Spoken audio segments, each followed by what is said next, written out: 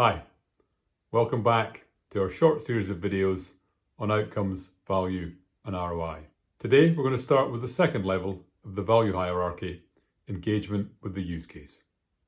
What we mean by this is simply users doing the activities and work that they're expected to do on the platform with your solution. If we were to look, for example, at CRM, this would involve things like ensuring your users knew how to create opportunities. They knew how to create activities. They knew how to create contacts. There are a whole bunch of things that would be the expected activities of users of a CRM system. And while there's probably no 100% correct way to use a CRM, there are certainly many ways of using a CRM that aren't going to lead to high levels of value.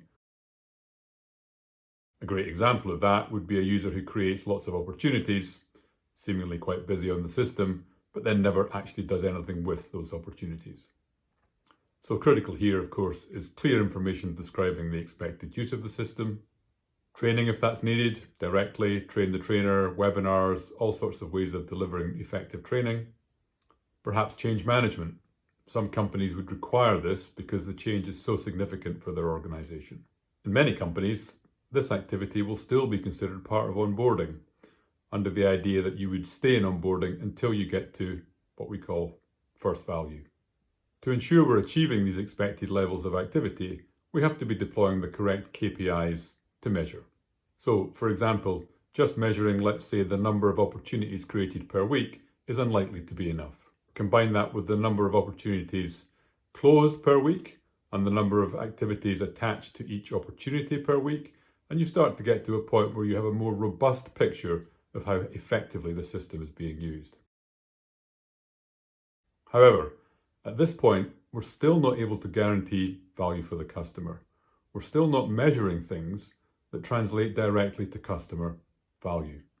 What you have done by establishing high levels of presence and by ensuring people understand how to use the system effectively and being in a position to monitor that and demonstrate that it's happening is you've built a great foundation for the delivery of that value. So at this point, I want to take a second just to flip back to the Success Methods value hierarchy and talk about adoption. So let's quickly remind ourselves of the levels and cover what we consider to be the next and final two. The final two levels of the hierarchy are what we call value outcomes and ROI outcomes. And we're going to talk about those shortly. Before we do that, however, I'd like to talk about what is often meant when the word adoption is used.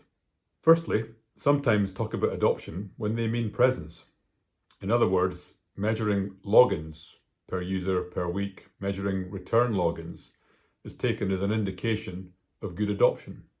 Now, this is obviously a pretty crazy measure because it has no obvious value or measurable value for customers, but I've seen it done and perhaps you have too.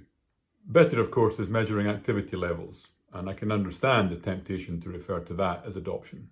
Let's say in the CRM example, we're able to see that 50% of our reps created an opportunity in the last week. Maybe that's a reason for us to say we have good adoption.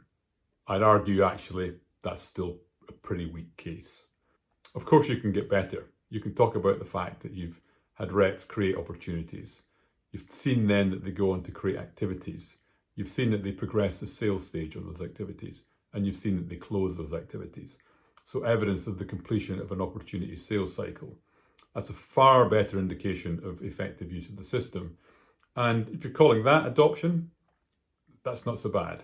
It still isn't value, but at least you're measuring something that's likely to have value for the customer. So why is value so important?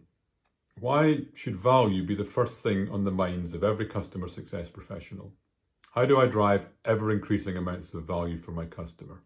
How do I make sure that high levels of activity on the platform are actually translating into value? Let's go back to our CRM example. Let's say you're a sales leader deploying a CRM. What's the kind of thing that's going to be valuable to you? Well, perhaps increased average opportunity size. So if your current opportunity value is £50,000, and after the introduction of the CRM, it goes to £65,000, on the face of it, that looks like value.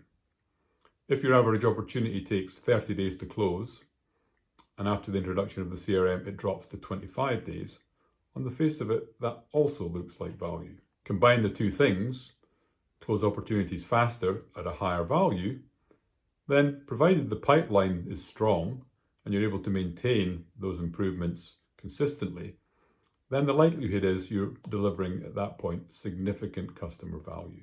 So let's imagine you're a CSM and you're able to walk into an EBR with your customer and you're able to talk about the fact that since the introduction of your system, opportunity values are up, opportunity close times are down. You're in a very strong position to have a great EBR with that customer.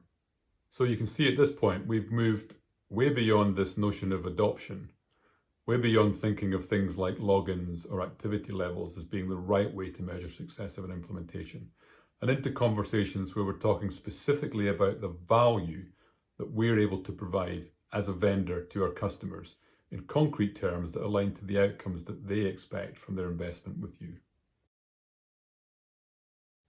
Okay, so that concludes the second part of our series on outcomes, value, and ROI.